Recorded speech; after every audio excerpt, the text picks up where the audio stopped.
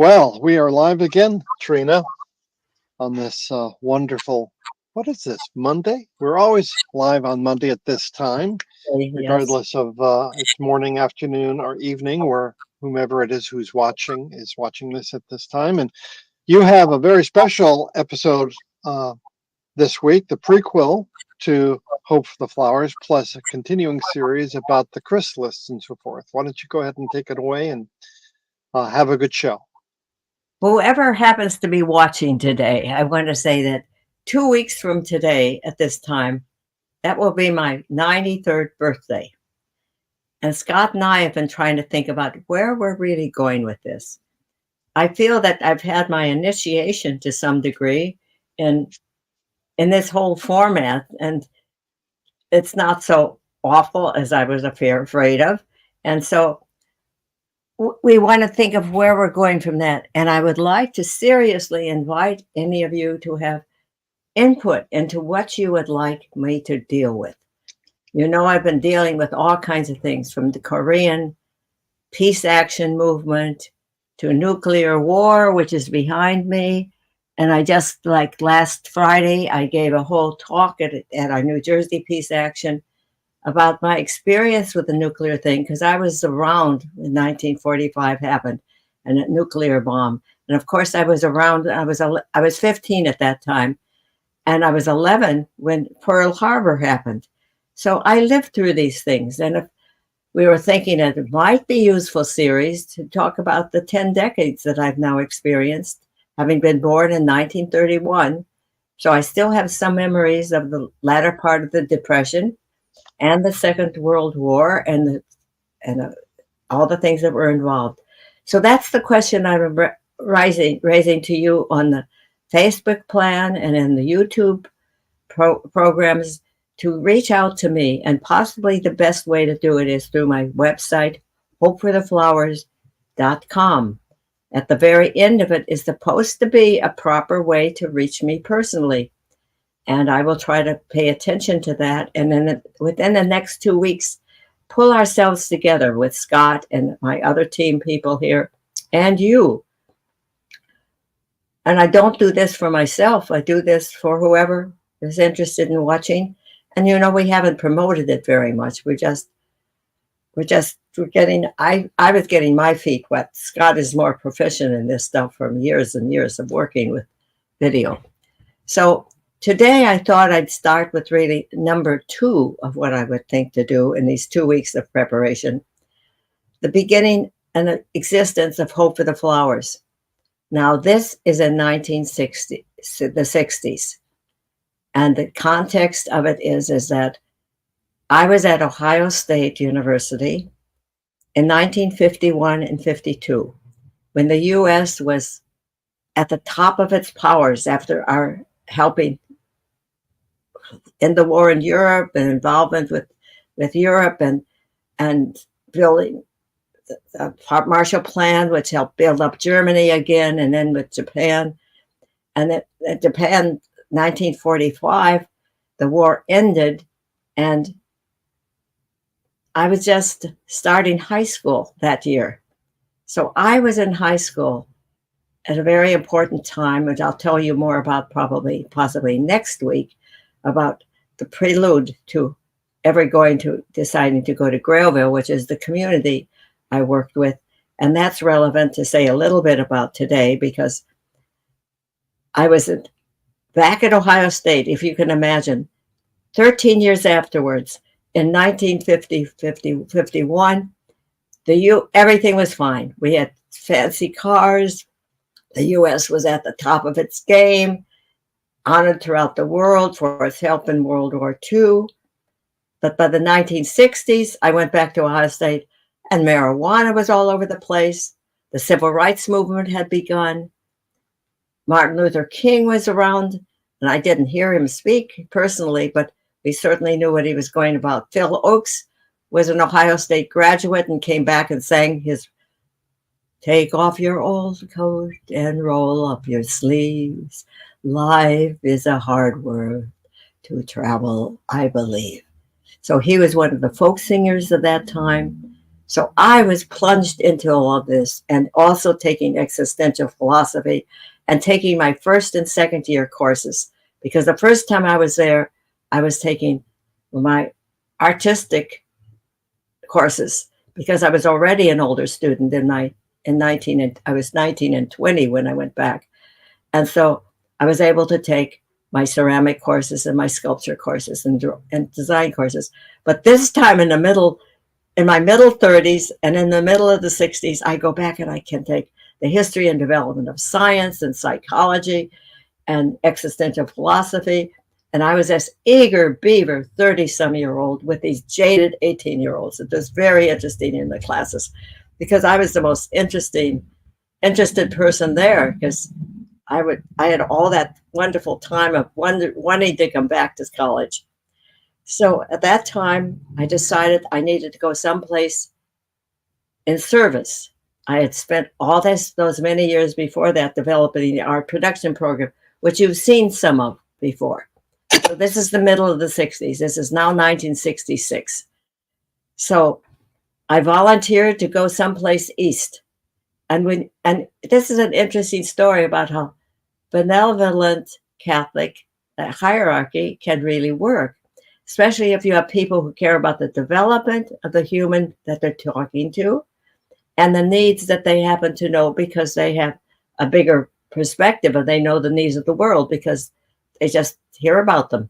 So there was a new project in Akhmim, Egypt, the oldest continually inhabited city in the Middle East. And that's worth a story on one of these 15 minutes itself, but that's not for today. So she called me into her office, and in 5 minutes I said yes.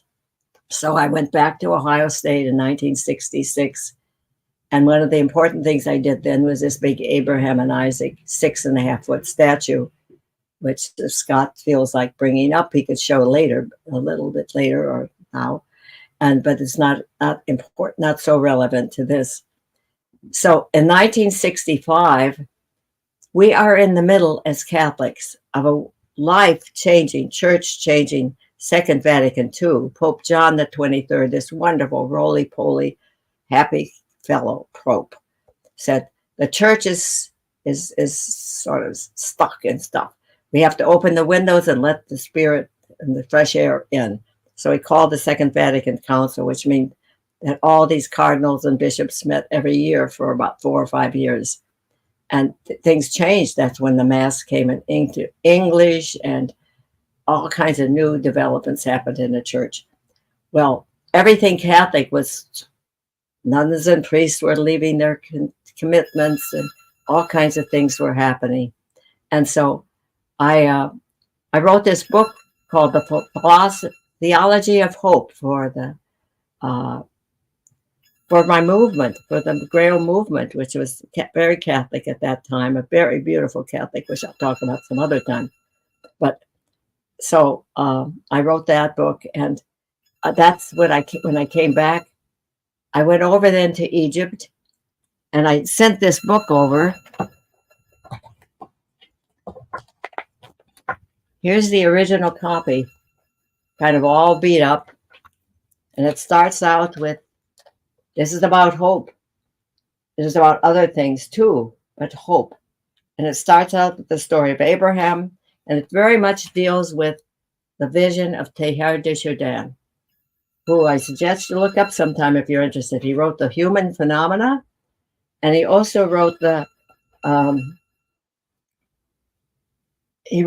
Divine Milieu, which was my favorite of his. It's about how right here in our everyday work is where we meet God every day.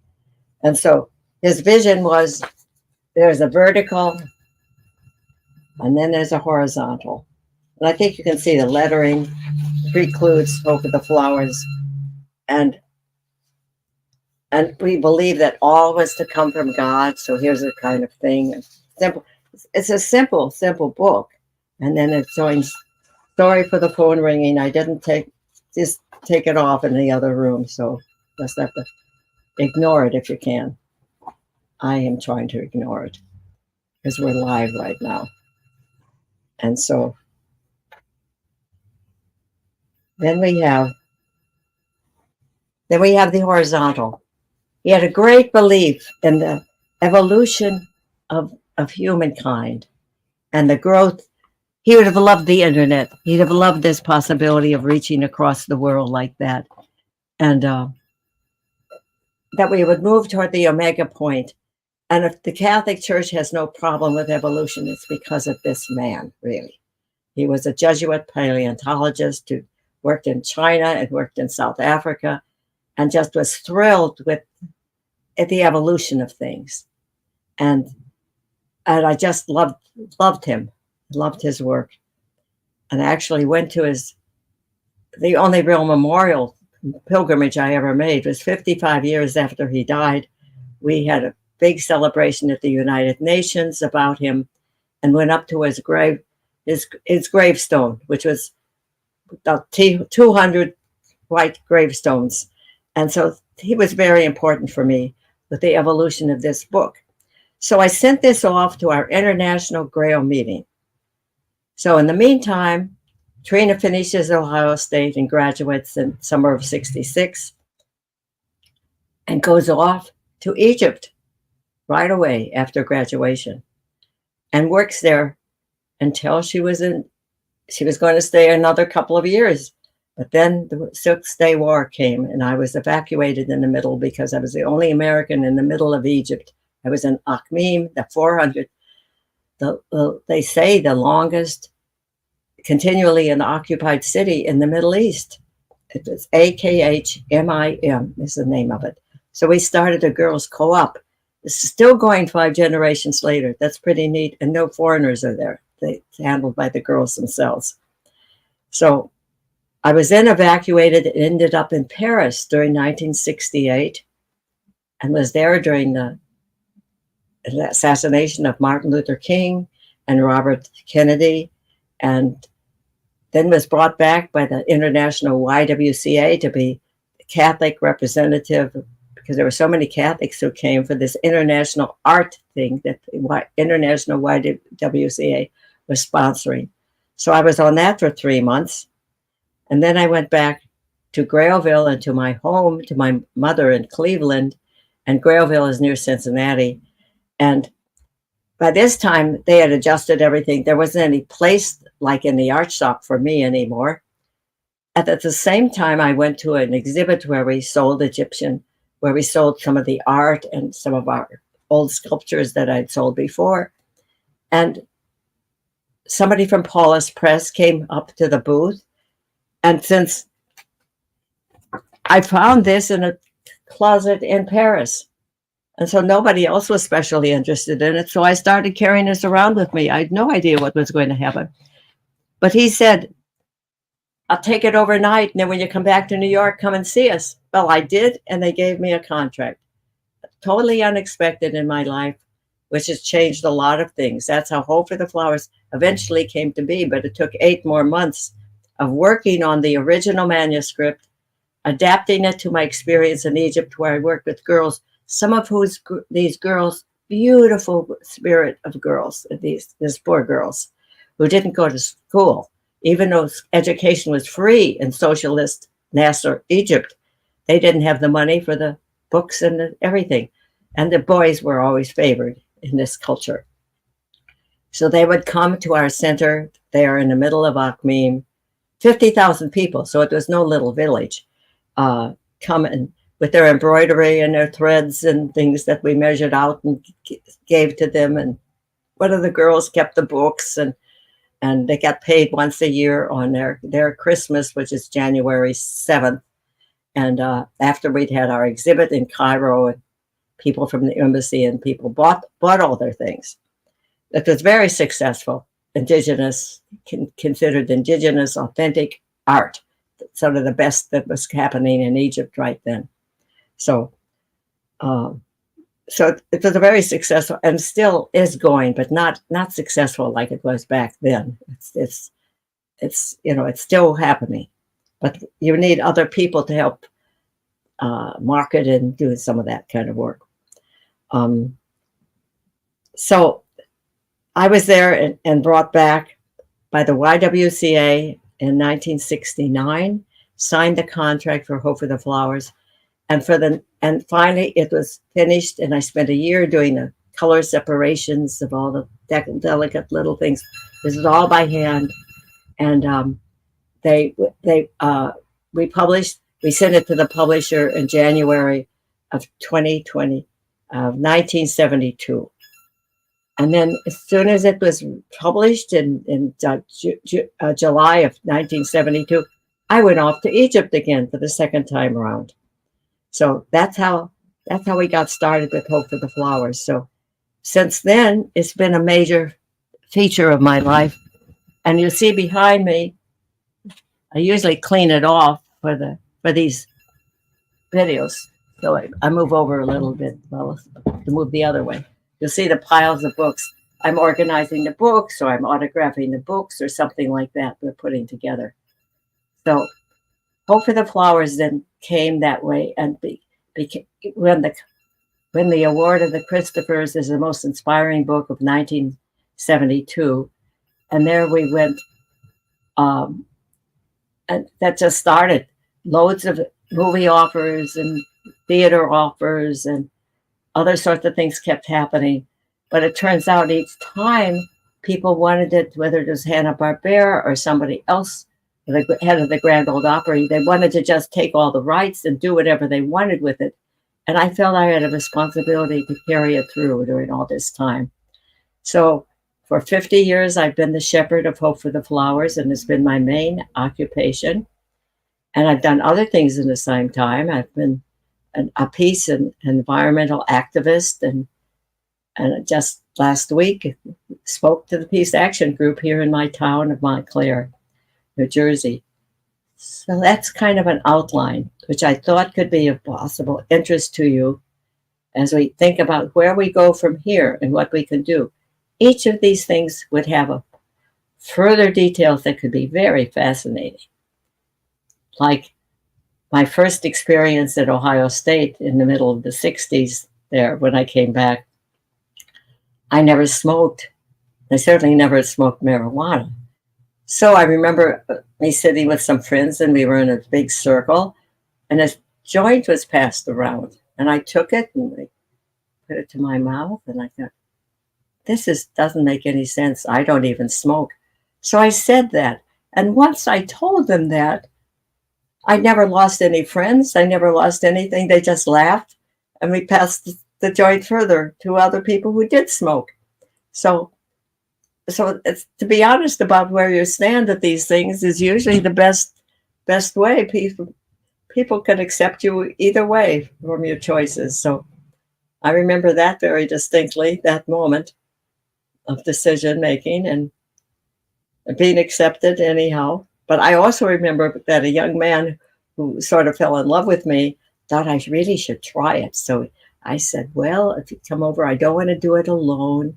So if you come over, and he came over that night and he says, I don't think you really ought to. You have such a nice, bright attitude toward things. I don't think you need to do this. So I never did do it. And so that's that story of the 60s. Now, Scott, I don't know where we're at right now. If we're finished with our time, if that's it, or I got something to just. Oh yes, we have to see this. Yes, this will probably come out this week, but it's the second week of this chrysalis, and the first time. It's been so very hot here. I can't remember the butterflies, monarchs, come up from Mexico to get a little cooler because it's so hot there. But it's been so hot here that I think that they've had a very hard time. I've had some that never went into chrysalis and sort of became this wet, awful glob that's so scary to see. And one is still up in my 5 of them were on a bouquet of milkweed on my mantle, and they climbed up to the ceiling, so they're making their chrysalis up there. And one of them never made it up there too. There's a black thing hanging, but I'm not very balanced anymore, so I don't climb up on ladders to get something off of my ceiling anymore. That'll have to wait till somebody taller than, or more sturdy, or more strong, or more balanced than I could take it down for me. So when they come out of there, they hang on their chrysalis. whether it's in a container like I just showed you, or whether it's on the ceiling, they hang there where they're all folded up wings, stretch out, stretch out, stretch out. And then they had to wait a couple of hours till the wings dry. And you hope that they don't fall during that time and the wings get all bent up, because then they never quite fly if the wings are bent through when they're drying before they're dry.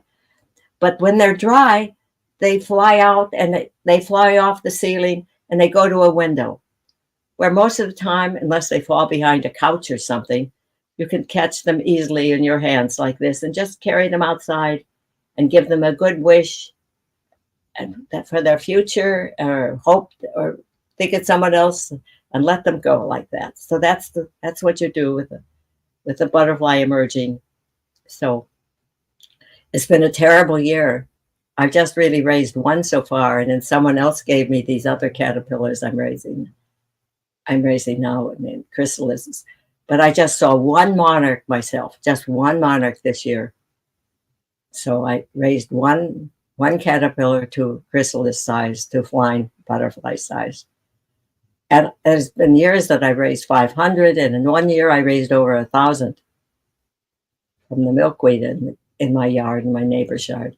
So you can see that to just have one at this season is a scary kind of thought. And it's the middle of August.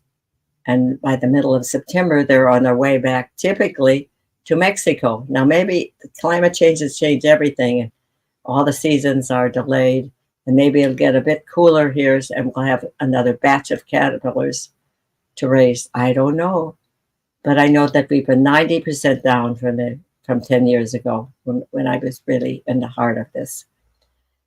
So I want to thank you for your attention, and I really am serious. If you have ideas about where we could go with that, and whether you people would like to participate some more, and with Scott's help, we can figure out how to put you on this program, and what you would like me to say and do for my 93-year position in life here.